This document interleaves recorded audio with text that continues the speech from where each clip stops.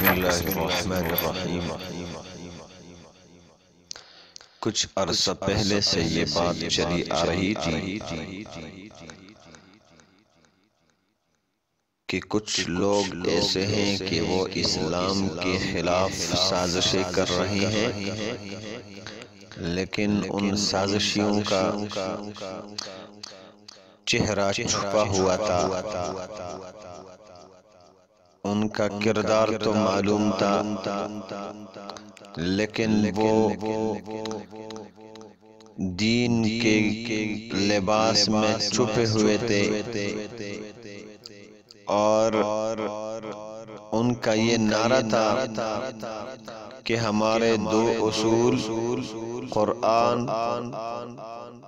اور حدیث رسول، یعنی ان کا یہ نعرہ تھا کہ ہم صرف قرآن اور حدیث کو مانتے ہیں۔ تو کچھ سادہ لوگ بھی اس نعرے کے ضد میں آ گئے اور وہ ان کے ساتھ شامل ہو گئے، لیکن علماء دیوبند نے ان کا تعاقب کیا، اور یہ سازش جو انہوں نے امریکہ اور اسرائیل میں بنائی تھی کہ ہم نے تو طرح طرح کی سازشیں مسلمانوں کے لیے تیار کی ہیں۔ عام لوگ تو جو چھوٹی چھوٹی سازشیں ہوتی ہیں اس کی ضد میں آ سکتے ہیں، لیکن جو دیندار طبقہ ہے ان کو بدنام کرنے کے لیے اور ان میں سازش کرنے کے لیے اور ان میں اختلاف ڈالنے کے لیے، ان میں رخنہ ڈالنے کے لیے دین کے لباس میں چھپے ہوئے درندے وہ ان کے کام آ گئے، اور انہوں نے دین کے لباس میں مسلمانوں کے خلاف ایک سازش بنا دی اور حدیث پاک کو استعمال کیا۔ ایسی حدیث کہ وہ منسوخ ہو، یا کوئی ایسی حدیث کی جس کے مقابلے میں مضبوط حدیث ہو، وہ دوسری حدیث اٹھا کر مسلمانوں میں تفرقہ ڈالنے کی کوشش کرنے میں انہوں نے دن رات ایک کر دی۔ یہ کیوں کر رہے تھے؟ یہ کچھ عرصہ پہلے امریکہ سے ایک خبر آئی کہ امریکہ کے جو سینٹ کے جو کانگریس اسمبلی تھی، وہاں پہ یہ بات ہوئی اسمبلی کے اندر کہ ہم نے کچھ لوگوں کو جو پیسے دیے ہیں، جو ڈالرز دیے ہیں، اور وہ ڈالرز تقریباً 4 ارب سے زیادہ ہے، اس کا ابھی تک کوئی مثبت رزلٹ نہیں آیا، لہٰذا ایسے ڈالرز اور امداد بند کرنا یہ ضروری ہے اور ان کا حساب مانگنا چاہیے۔ جب وہ پیسے بند ہو گئے تو پاکستان سے بھاگا ہوا طالب الرحمن وہ ایک دم امریکہ کے سفیر کی گود میں بیٹھ گیا اور اس سے ملاقات کی۔ جب اس نے ملاقات کی تو سعودی عرب میں اس نے منفی سرگرمیاں شروع کر دی، اور اس کا زندہ ثبوت روزنامہ اوصاف نے بہت بہترین انداز میں شائع کیا ہے۔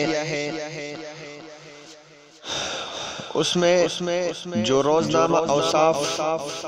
کا جو ویب سائٹ ہے وہاں پہ یہ بات آپ دیکھ سکتے ہیں، ہفتہ 14 جنوری 2017 میں وہاں پہ 2 پاکستانی شخصیات گرفتار، اس کا عنوان ہے اور ایک بہت لمبا کالم لکھا ہوا ہے، لیکن میں ان میں سے ایک چھوٹا سا جو 2 لائنوں کی جو بات ہے وہ میں آپ کے سامنے پیش کرنا چاہتا ہوں، اور وہ یہ ہے کہ ذرائع کا کہنا ہے، ذرائع سے معلوم ہوا ہے کہ ڈاکٹر طالب الرحمان کے بڑے بھائی ڈاکٹر توصیف الرحمان ایک یونیورسٹی میں ملازم ہے، یہ جو اپنے آپ کو بڑا شیخ کہتا ہے اور ان ہر بات پہ انا للہ و انا الیہ راجعون لا حول ولا قوت الا باللہ، اسی طرح وہ اکثر کہتا رہتا ہے، جو اپنے آپ کو بہت بڑا شیخ سمجھتا ہے، اس کے بارے میں لکھا ہے کہ وہ ایک یونیورسٹی میں ملازم ہے۔ ذرائع سے معلوم ہوا ہے، یہ بات آگے وہ لکھتے ہیں کہ ذرائع سے معلوم ہوا ہے کہ سعودی وزارت داخلہ نے ڈاکٹر طالب الرحمان جو ان کا اہل حدیثوں کا مناظر ہے اور اس کے بڑے بھائی ڈاکٹر توصیف الرحمان کو چند دن قبل گرفتار کر لیا ہے۔ اس گرفتاری کے متعلق معلوم ہوا ہے کہ دونوں بھائیوں نے سعودی عرب میں امریکیوں سے ملاقاتیں کی تھی اور کچھ منفی سرگرمیوں میں ملوث پائے گئے تھے۔ ان کی گرفتاری کا سنتے ہی مرکزی جمعیت اہل حدیث کے مرکزی قیادت، سینیٹر پروفیسر ساجد میر اور قومی اسمبلی کی قائمہ کمیٹی برائے مذہبی امور کے چیئرمین حافظ عبدالکریم اور علامہ علی محمد ابو تراب سعودی عرب پہنچ گئیں۔ یہ لوگ وہاں جا کے سعودی وزیر مذہبی امور شیخ صالح بن عبدالعزیز الشیخ سے انہوں نے ملاقات کی اور دونوں بھائیوں کے رہائی کے حوالے سے بات چیت کی ہے۔ تو یہ باتیں، یہ روز روشن کی طرح یہ بات واضح ہو گئی کہ یہ لوگ امریکہ کے سفیر سے ملاقات کرتے ہیں، یہ کس لیے؟ یہ اس امداد جو ڈالرز کے صورت میں ان کو ملتا تھا آج وہ بند ہو گیا۔ جیسے ہی وہ بند ہوا تو یہ جا کے ان کی گود میں بیٹھ گئے۔ کیوں؟ وہ جو ڈالرز دیتے تھے وہ کیوں دیتے تھے؟ وہ اس لیے دیتے تھے تاکہ پورے پاکستان میں اور افغانستان میں جہاں پر بھی اہل سنت والجماعت اور اسی طرح جو مسلمان ہیں ان میں اختلاف پیدا کی جائے اور ان میں دشمنیاں پیدا کی جائے، یہ اس کے لیے وہاں گئے تھے اور تاکہ یہ جو امداد ہے، جو ڈالرز ہے، وہ دوبارہ ہمیں ملنا شروع ہو جائے۔ تو میرے بھائیوں، یہ زندہ ثبوت ہے کہ یہ امت مسلمہ کے خلاف سازشوں میں ملوث ہے۔ ان کا وجود یہ انگریز سے پہلے بالکل نہیں تھا۔ انگریز جب آیا تو انگریز نے اپنے ساتھ اپنے پٹھو بھی مسلمانوں میں پیدا کر دیے اور مسلمان اس کا شکار ہو گئے۔ آپ نے یہ بھی دیکھا ہوگا کہ جب علماء دیوبند نے 1857 کی جنگ آزادی میں علم بلند کیا فرنگیوں کے خلاف، تو وہاں پر بھی انگریز نے ایک سازش کی تھی اور عشق کے نام پہ وہاں پہ ایک بندے نے نعرہ لگایا تھا جس کا نام احمد رضا خان تھا، اور اس نے بھی مسلمانوں میں مختلف سازشیں کی اور مسلمانوں کو دو ٹکڑے کر دیا، اور وہاں پر بھی وہ جب علماء دیوبند نے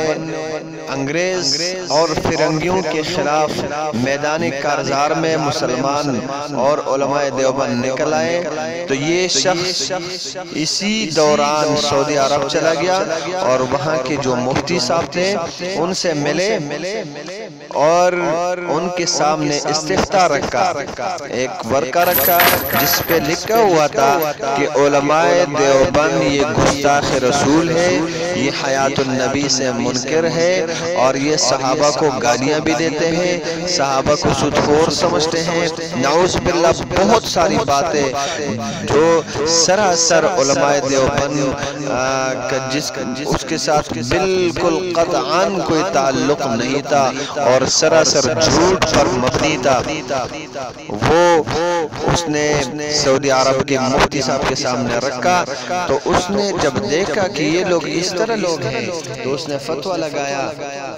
کہ یہ جو علماء دیوبند ہیں ان کا اسلام کے ساتھ کوئی تعلق نہیں ہے، یعنی اسلام سے خارج ہے۔ تو اس کے ساتھ انگریز کا سپورٹ تھا، پورے ہندوستان میں اس نے وہ فتویٰ شائع کر دیا اور پورے ہندوستان کے مسلمانوں میں اس نے یہ سازش بنائی کہ وہ علماء دیوبند سے اپنا ہاتھ اٹھائے اور علماء دیوبند کا سپورٹ چھوڑ دے، اور کچھ جگہوں میں ہوا بھی ایسا کہ مسلمانوں نے دیکھا کہ جہاں سے دین آیا ہے وہاں سے فتویٰ آیا ہے کہ علماء دیوبند اسلام سے خارج ہے اور ان کا اسلام کے ساتھ کوئی تعلق نہیں ہے، لہٰذا یہ جو جنگ کی باتیں کر رہے ہیں یہ تو محض ایک ڈرامہ ہے۔ تو وہاں پر مسلمان اس سازش کا شکار ہو گئے اور مسلمانوں نے علماء دیوبند کے ساتھ چھوڑ دیا۔ پھر دیکھا کہ وہاں پر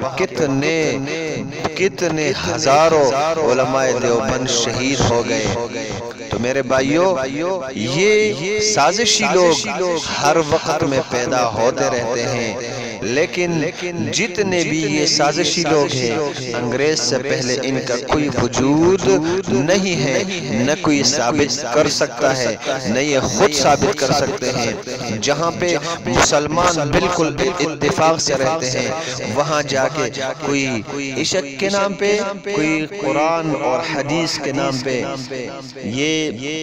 نعرہ لگا دیتے ہیں کہ یہاں تو سارے بدعات ہیں، یہاں تو سارے جو نا گستاخ ہے، اسی طرح نعرے لگا کے مسلمانوں کو ورغلانے کی کوشش کرتے ہیں اور پھر مسلمان ان کی سازشوں کا شکار ہو کے ان کے جال میں پھنس جاتے ہیں۔ تو میرے بھائیوں، ایسی سازشوں سے بچ کے رہنا، ایسی سازشوں کے جال میں پھنسنے کی کوشش نہ کرے، ایسی سازشوں سے اپنے آپ کو، اپنے بچوں کو، اپنے دوستوں کو بچائے۔ یہ وہ سازشی لوگ ہیں جو محمد رسول اللہ صلی اللہ علیہ وسلم کے دور میں بیتے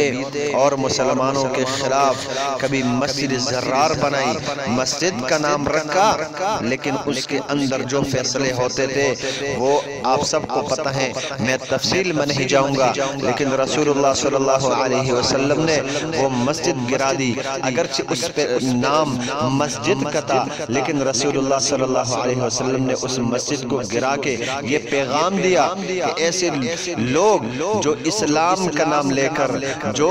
قرآن کا نام لے کر، جو حدیث کا نام لے کر مسلمانوں کو تباہ کرنے کی کوشش کرتے ہیں، ایسے لوگوں سے اپنے آپ کو بچانا چاہیے، ایسے لوگوں کے سازشوں میں نہیں آنے چاہیے۔ اللہ تبارک و تعالی ہمیں عمل کرنے کی توفیق عطا فرمائے۔